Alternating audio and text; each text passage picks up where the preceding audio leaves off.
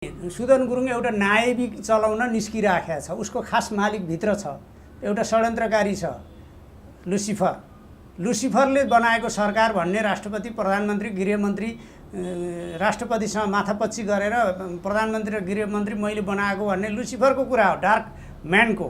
त्यसमा लुसिफर सरकार हो हैन, लुसिफरले बनाएको सरकार हो र यो एकदम देशी विदेशी षड्यन्त्रकारी गिरोहरुको प्यादाहरुको सरकार हो। यो कुनै राजनीतिक, वैधानिक, संवैधानिक केही पनि सरकार होइन। यो लुसिफरहरुको षड्यन्त्रकारी गिरोह हो र यसको अवसान असाध्यै दुर्दान्तका रूपमा हुने हो। एउटा षड्यन्त्रकारी छ लुसिफर, प्रधानमन्त्री र गृहमन्त्री मैले बनाएको भन्ने लुसिफरको कुरा हो, डार्क म्यानको।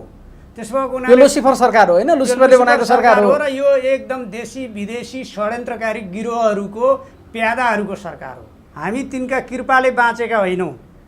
यो जिन्दगी तिनका कृपामा प्राप्त गरेको होइन। केपी ओली चाहिँ तिनको कृपाले राजनीतिको यो शिखरमा स्थापित व्यक्तित्व होइन। केपी ओलीले आत्मसमर्पण गर्नुपर्ने ती चाहिँ जल्लादहरूका सामु। केपी ओलीलाई कमसेकम अध्यक्ष निर्वाचित गर्ने ठाउँमा जीवनभरि कहिले योगदान नगरेका व्यक्तित्वहरू हुनुहुन्छ। अहिले पनि विरोधमा, निन्दामा जुट्नु भएको छ।